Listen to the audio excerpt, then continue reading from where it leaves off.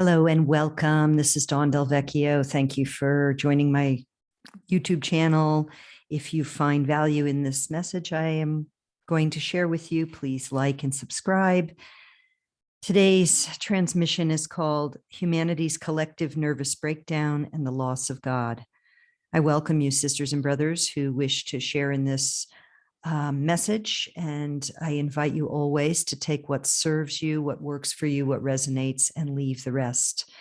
I am not here to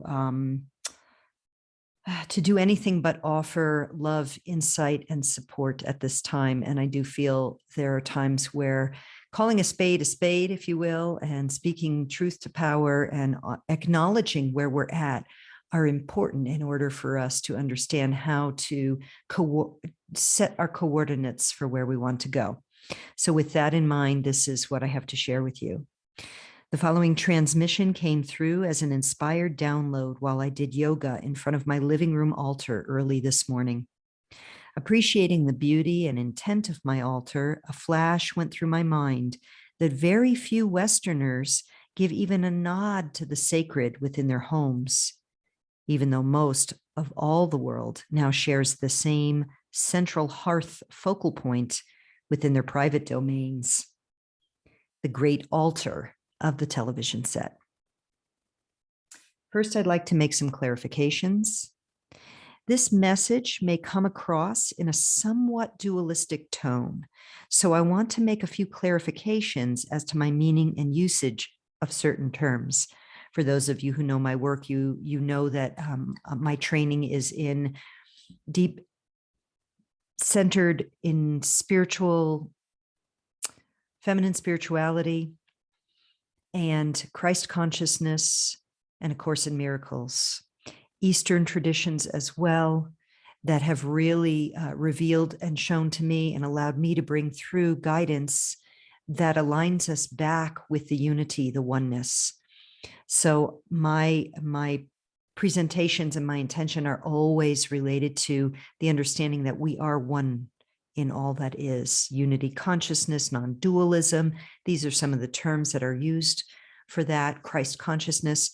So with that, let me give you this clarification and then we'll go into the transmission proper. When I refer to God, I refer to the love stream of which we are all a part. I mean, when I say God, the energies of creativity, freedom, and reverence for the life eternal. I mean divine lovelight.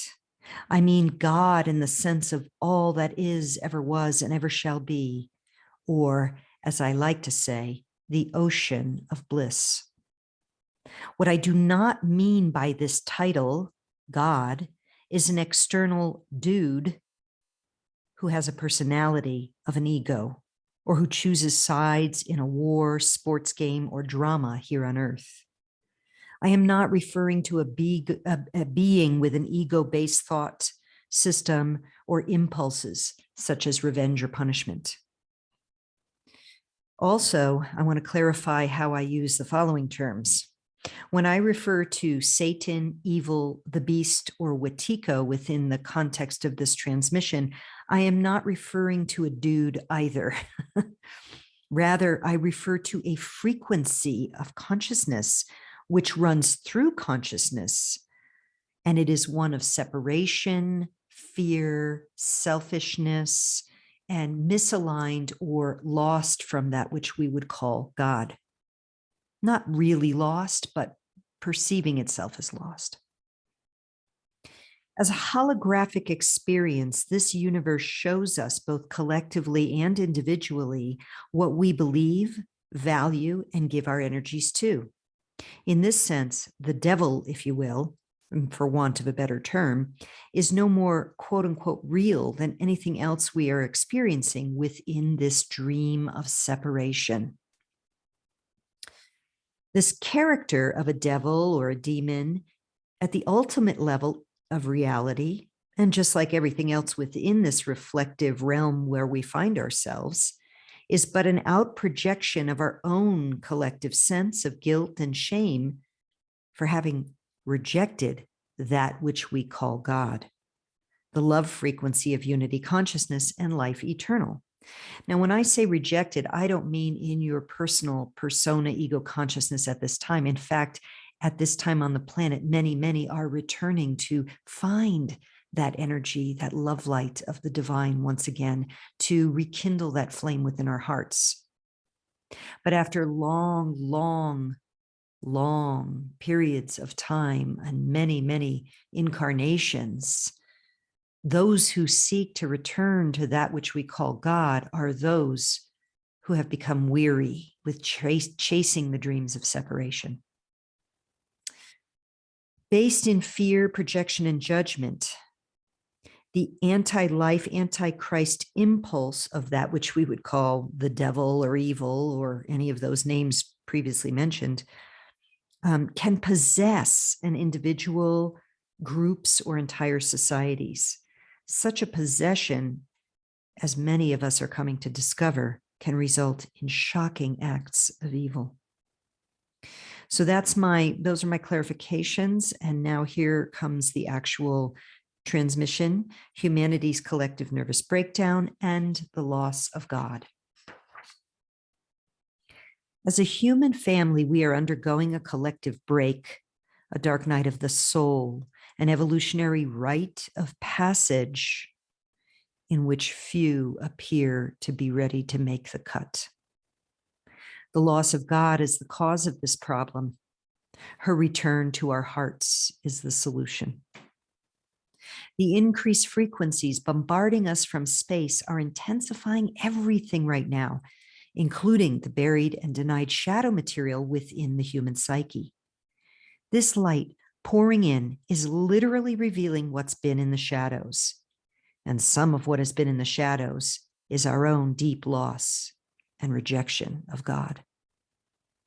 The collective rejection of the loving divine agent of our creation is the reason behind why so many people are going mad with fear, hatred, judgment, and willful ignorance at this time, and why they are choosing obedience to a beast hidden in plain sight. The result is a massive number of people being willingly led to slaughter and willing to attack those who refuse to join them. This is what happens when we place false idols upon the altar of God. Reverence for the sacred and the godless hordes. All indigenous cultures recognize and honor the divine. Each in their way include God in their lives. It matters not what name they give the numinous unnameable: God, Yahweh, Great Spirit, Shiva, Divine Mother. What matters is they walk with this presence of loving power in their daily lives. In other words, they hold reverence for the sacred rather than live in enthrallment to the profane. I'm not trying to idolize or simplify or lump together all tribal, indigenous, or ancient cultures. Rather, I seek to offer a counterpoint to what we see before us today in our modern world. The godless, secular world offers little for the spiritual seeker. Fear and separation-based religions present us with guilt and shaming, dogma, intellectual disconnect, or spiritual threats from a vengeful, small g, God. The increasingly rigid, quote-unquote, religion of science, scientism, on the other hand, brings a total dismissal of the divine, categorizing our human impulse to seek our source as something either primitive and superstitious or a childish zealotry reserved for ignorant rednecks or jihadi extremists. Now, I have to say that this is a genius strategy if one's goal is to remove God from the human spiritual heart and replace it with, well, Satan. Here's how it works. Simply make the genuine impulse of the human to feel devotion toward the Creator into a primitive thing, an irrational thing, or a childish thing. Then redirect that focus toward the desires of the flesh and the constructs of materialism, including Newtonian-rooted scientism, painting these profane and soul-draining pursuits as the mature gods of a modern age. The result is a society which values the valueless, fights for the meaningless, trusts the untrustworthy, and fears their own natural state. The greatest trick the devil ever pulled, wrote the French poet and essayist Charles Baudelaire, was convincing the world he didn't exist. The great TV altar. I have lived more than 3 decades almost entirely without a TV. Even in my sleepiest of years, I have always found the news in particular to be jarring, dissonant, and disingenuous. The brief and rare encounters I now have with this propaganda strong arm reveal something far worse these days. It is literally a death frequency which emanates from those programs. It is fear and hate porn. It is satanic. And this is what happens when we lose God. When we kick our loving Creator out of our hearts, the results are inevitable: a spiritual crisis of immense proportions, a collective nervous breakdown, a global shitstorm in which evil rises to the top as the masses cower in fear and obedience. The television has become the altar, the central hearth, the sacred, profane focalizing point of the family home for most. Where once families gathered by the fire to share stories or prayer, work or rest, today they gather to passively receive what the devil wishes to feed them. And it's been this way for decades now. We have been slowly conditioned to worship and obey external authorities, which have become corrupted beyond repair and do not have our best interest in heart. We are coming to discover that our TV altars of innocent entertainment have always been a psyop to lull and program consciousness into passive obedience. Now, the messages are downright murderous, lacking any semblance of honor or decency, devilish in the truest sense. A mind virus run amok. Wetiko is a term used by some native peoples to refer to a kind of virus of selfishness. The author Paul Levy, in his book, Dispelling Wetiko, brings to light the way this quote unquote, or I'm going to quote now, contagious psychospiritual disease of the soul, a parasite of the mind, is currently being acted out en masse on the world stage via a collective psychosis of titanic proportions, unquote. And this makes sense here at the end of 2021 and the end of a long age of darkness, which the Hindus refer to as Kali Yuga. Wetiko is the poison of trauma-based mind control programming, causing chronic fight, flight, freeze responses and intense selfishness. Wetiko, that looming, lurching creature tormenting the minds of the godless, has become a massive force, encouraging attack, judgment, intimidation, and abuse at every turn. Wetiko, the ego, is now running amok. Holding the line for the coming light.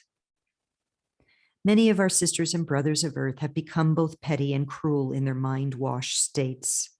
As avid TV and news watchers, they are now lost in the lower realms of fear and separation consciousness. They live almost entirely in the ego's domain, the devil's playground. Those who have lost God are lost. They wander a desolate landscape of meaningless pursuits, simultaneously fearing and chasing death. They willingly follow any self-elected leaders who promise them survival in a world of misery. It doesn't matter if someone goes to church or temple, synagogue, or the mosque. If they have lost God in their hearts, they will follow the dictates of demons. It is of no value at this point in time, sisters and brothers who listen to this, to try to convince, cajole, or do battle with them in any way. No matter what those who are under the mind virus of Wetiko project onto us, to engage those energies of battle, convincing, defense, attack, let Wetiko win. Which is why, at this time, it is of the utmost importance for the priestesses, starseeds, and light workers of this earth to hold the line now. We are called to hold the line in terms of not jumping into the battlefield with those who know not what they do, and also to hold the line in terms of being ready to hold out a lifeline to others when they struggle in these times. The light is coming. Dear sisters and brothers, the light is coming, and our path is now clear. Peaceful non-compliance to public tyranny, private prayer and forgiveness for personal affronts, and a redirect of our focus from the battlefield of separation toward the new earth we wish to birth. It is time to focus upon what it is we are here to co-create. It is time to hold the line, hold the light, and begin, if not continue, to vision and work toward and lovingly nourish that which we are here to create as the old world dismantles. God is the solution. God is the answer. God, our loving Mother Father, the numinous unnamed, the eternal ocean of bliss and love light never extinguished, is the only answer for a collective gone mad. And it is why the light workers, priestesses, and star seeds have come. For we have chased the idols of the false gods, the demons and Wetikos of lifetimes past, and we remember that now is the time we've prepared for. And so let us hold the line, hold the light, and vision what it is we wish to build. Let us forgive our sisters and brothers who know not what they do, remembering that there, but for the grace of God remembered in our hearts, so we once walked. We are the love, the light, and the remembrance. We are the one self united with our Creator, and we have come to herald a new age. Hold the line, hold the light, sisters and brothers. The collective nervous breakdown will not be forever, and we have come with love to reclaim the earth and to awaken in the remembrance of love's presence. Thank you, thank you, thank you. Thank you for your love, your light, your courage in these times. May you be blessed.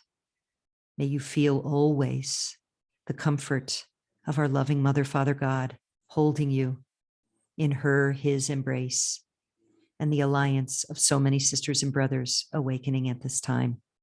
Thank you. Many blessings.